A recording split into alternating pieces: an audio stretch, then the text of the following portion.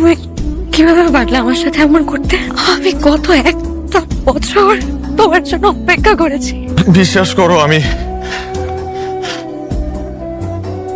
আমি ওই মুহূর্তে ওই সিদ্ধান্তটা নিতে বাধ্য হয়েছিলাম, কারণ তখন আমার কাছে মনে হয়েছে যে ওইটাই সঠিক সিদ্ধান্ত। কিন্তু তুমি আমার জীবন থেকে চলে যাওয়ার পর প্রতিটা ক্ষণ, প্রতিটা মুহূর্ত আমি তোমাকে মিস করেছি। আমি রিয়েলাইজ করেছি আমি কতটা ভালোবাসি তোমাকে। আমি অনেক বড় একটা ভুল করেছি, আমি স্বীকার করছি ভুল করেছি। দেখো, আমার কাছে মনে হচ্ছে সেই ভুলটা আজকে আমার জীবনে আশীর্বাদ হয়ে আসছে। বিয়ের শাড়ি পরে আমার সামনে দাঁড়িয়ে থাকবে, তোমার বিয়ে হওয়ার কথা, তোমার অন্য একটা মানুষের হয়ে যাওয়ার কথা। আমি সেই মুহূর্তে আমি তোমাকে একবার হারিয়েছি, কিন্তু আজকে যখন আবারও তোমাকে আমি ফিরে পেলাম, আমি তোমাকে কথা দিচ্ছি আমি আর কখনো তোমাকে হারাতে দিব না। আমাদের গল্পের শেষটা হয়তো বা এভাবেই লিখেছিল, কিন্তু কেন আজকের দিনেই তোমাকে আমার কাছে আবার নিয়ে আসবে? আমি বিশ্বাস করি আমার নিয়তিতে রুহেল নামে একজন ভুল মানুষ লেখা ছিল। আমি একবার তোমার জীবন থেকে চলে গিয়েছি, আমি আজকে তোমাকে ছুঁয়ে কথা দিচ্ছি যে আমি তোমার জীবন থেকে আর কখনো যাব না এবং তোমাকেও যেতে দিব না। বিশ্বাস করো, তুমি বিশ্বাস করো আমার কথাটা। কি বিশ্বাস করব? আমি তোমাকে, আমি গত একটা বছর ধরে আমি পাগলের মতো তোমাকে চেয়েছি, কিন্তু তুমি বারবার আমাকে ফিরিয়ে দিয়েছো।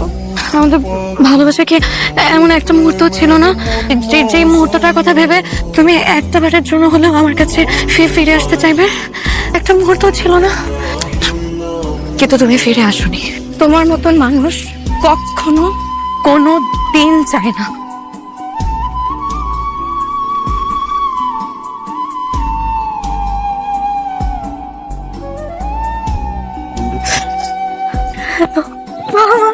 বাবা, কে তোর বাবা?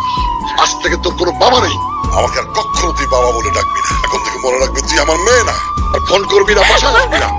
বাবা, আজকের পর থেকে তোর সারা জীবনের জন্য এই বাসার দরজা বন্ধ। বাবা, বাবা। যে মেয়ে বাবার সম্মান, পরিবারের সম্মান ধুলোয় মিশিয়ে দিয়ে প্রেমিকের হাত ধরে বিয়ের আসর থেকে পালিয়ে যায়, কত বড় সাহস! আমি বেঁচে থাকতে ও জীবনে এই বাড়ির দরজায় ঢুকতে পারবে না। এই মুহূর্ত থেকে আমি জানতে চাই, হারিয়া নামে আমার কোনো মেয়ে নেই, ছিল।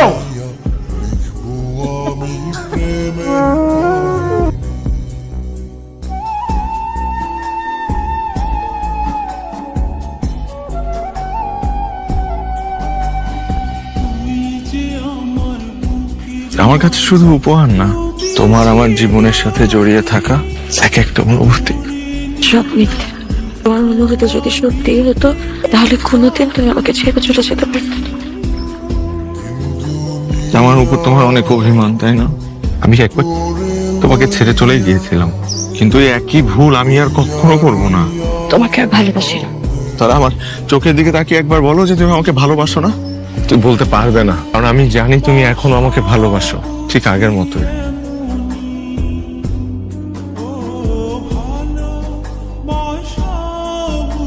তুমি আমার সিগারেট জ্বালিয়েছো। জ্বালালাম দীর্ঘ 1 বছর পর, তোমাকে না পাওয়ার আক্ষেপে। আমাদের মধ্যে কি কথা হয়েছিল সব ভুলে গেছো। আমি তোমার ঠোঁট থেকে জ্বলন্ত সিগারেট নিয়ে তোমাকে বলেছি তুমি আমাকে নিয়ে বাঁচতে চাও, তুমি কি সিগারেট নিয়ে বাঁচতে চাও? তখন তুমি আমাকে বলেছিলে তুমি আমাকে নিয়ে বাঁচতে চাও। এই তোমার ভালোবাসা। তুমি আমাকে একটাবারও বললে না যে তুমি আমাকে আগের মতো ভালোবাসো, কিন্তু আমার মুখ থেকে জ্বলন্ত সিগারেট নিয়ে তুমি ছুঁড়ে ফেলে দিলে। তাতে আমি খুব ভালো করে বুঝে ফেলেছি যে তুমি আমাকে ঠিক আগের মতোই ভালোবাসো।